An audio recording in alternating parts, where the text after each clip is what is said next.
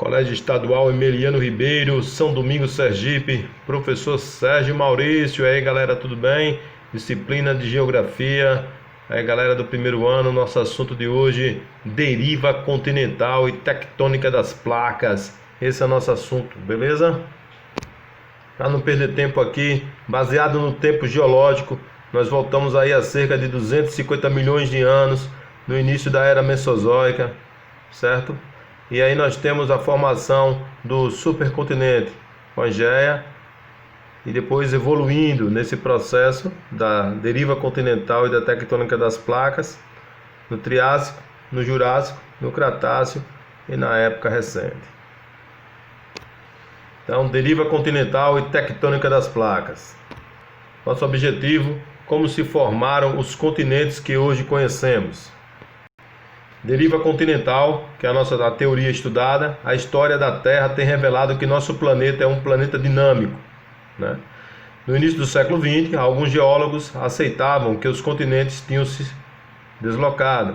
Esse movimento era responsável pelas mudanças que ocorriam à superfície do nosso planeta.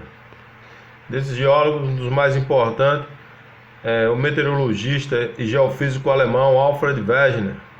Certo? Wegener cria a teoria aí da deriva continental. Wegener é autor da teoria e ele afirmava que os continentes se movimentavam através do globo. Deriva continental: a posição dos continentes no passado, há aproximadamente aí 250 milhões de anos, no início lá da Era Mesozoica. Nós temos aqui a Pangeia, né, que seria o grande supercontinente, todos os continentes juntos formando um imenso quebra-cabeça. Um oceano só, chamado de Pantalassa. E essa região aqui que eles chamavam do Mar de Tétis, certo? Essa é a posição antiga. Essa formação do Pantalassa e da Pangeia dá origem aí aos continentes atuais. Alguns estudos apontam 250 milhões de anos, outros 300 milhões. E os continentes estiveram unidos numa única grande massa de terra firme, chamada de um supercontinente, que denominou-se de Pangeia, rodeado por um único oceano, Pantalassa. A Pangeia fragmentou-se, dando origem aos novos continentes, sujeito à deformação da deriva, que ainda perdura até os dias atuais. Wegener, infelizmente, não soube na época explicar qual a causa do movimento dos continentes. E também, se os continentes se separavam, obviamente a Terra iria aumentando de tamanho. Isso não acontecia na prática, mas, para a teoria, o Wegener não soube explicar essas questões. A teoria da deriva continental de Wegener se apoia em argumentos para explicar essa questão relativa a esse grande quebra-cabeça. Argumentos geológicos, que está relacionado às rochas, né? As rochas que existiram em determinadas regiões existiam em outras. Argumentos paleontológicos, relativos aos fósseis e os restos de animais e vegetais existentes, aí estudados e encontrados, né, em regiões diferentes. E paleoclimáticos, que em determinados momentos da história da Terra, regiões tiveram climas semelhantes, né, mesmo estando hoje, na atualidade, tão distantes.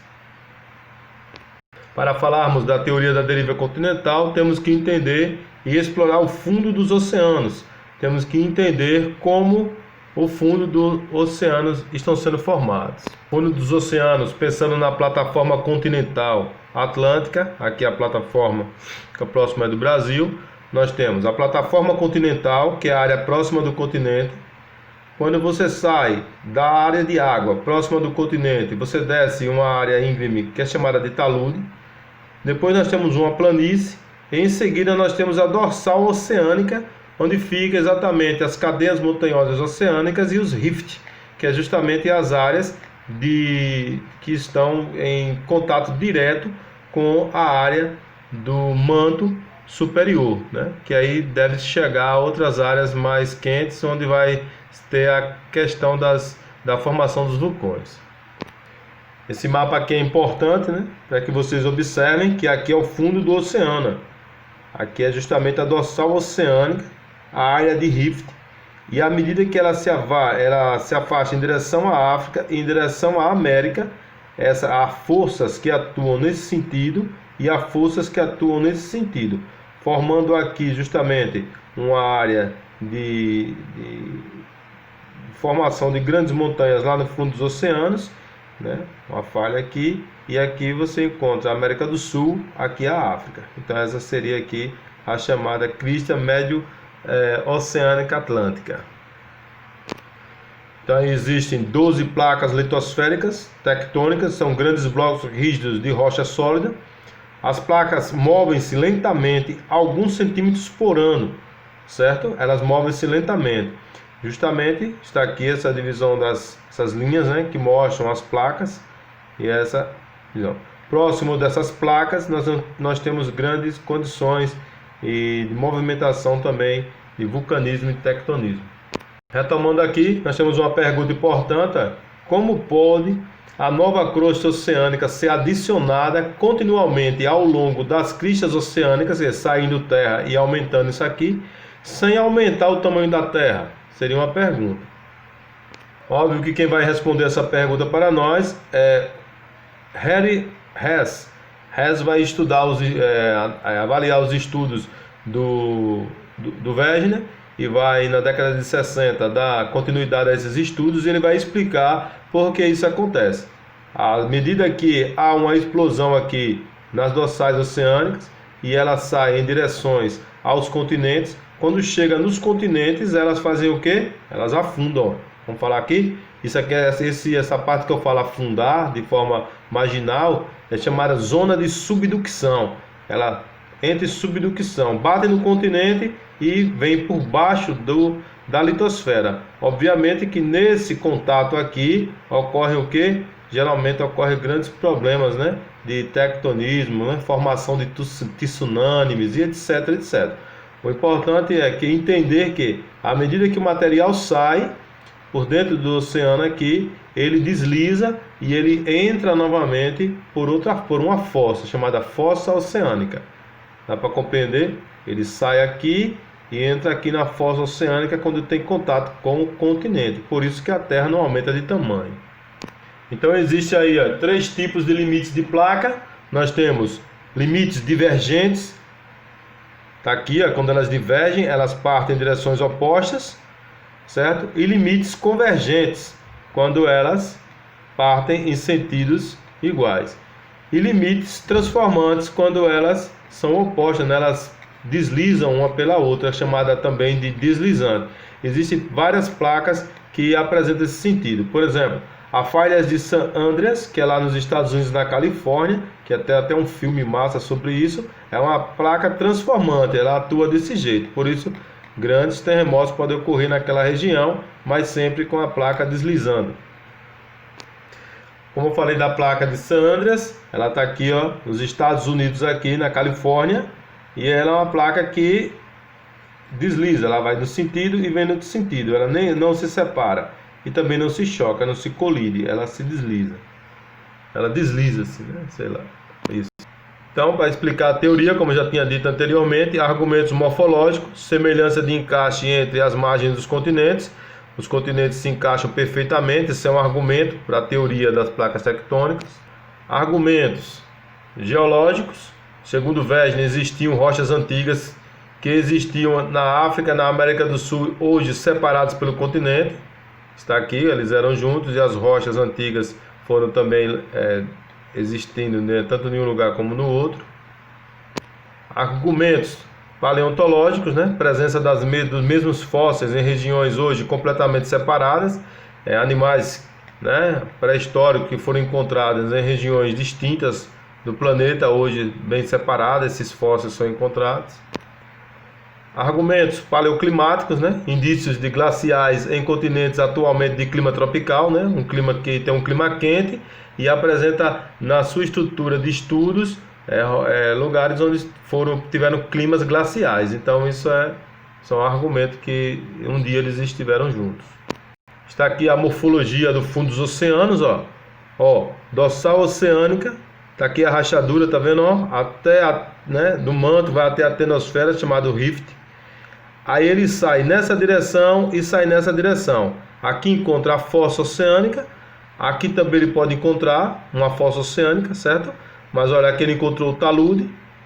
certo? O talude é essa parte aqui que sobe para aqui, para a plataforma continental para o continente. Quer dizer, aqui mais ou menos fica a praia, sabe? A praia fica aqui, ó, nessa área aqui.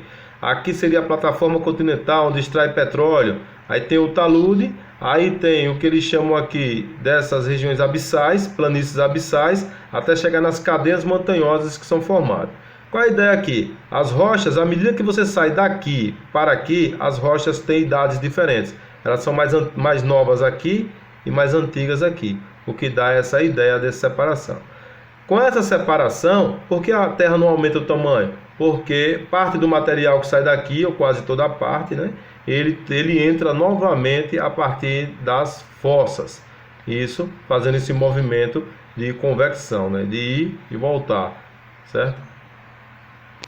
Como é constituída a litosfera? Crosta continental, crosta oceânica, parte superior do manto. Essa parte superior do manto é sólida até chegar nessa área onde fica o magma, que é a astenosfera, certo? Tem mais um desenho que mostra isso, né?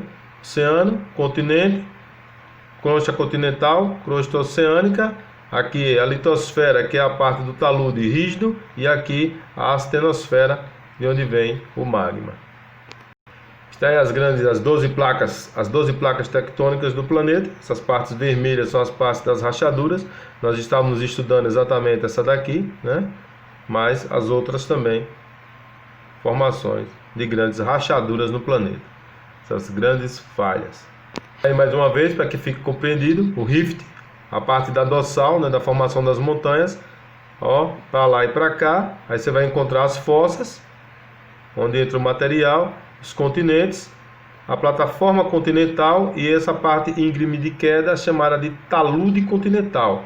Então, continente, plataforma continental, talude continental, fossas oceânicas, planícies abissais. Aqui você tem as dorsais, que são as montanhas, as grandes cadeias montanhosas, e no meio delas a rachadura que dá acesso à área de onde vem o magma, nesse movimento aqui, ó, chamado de rift. Beleza?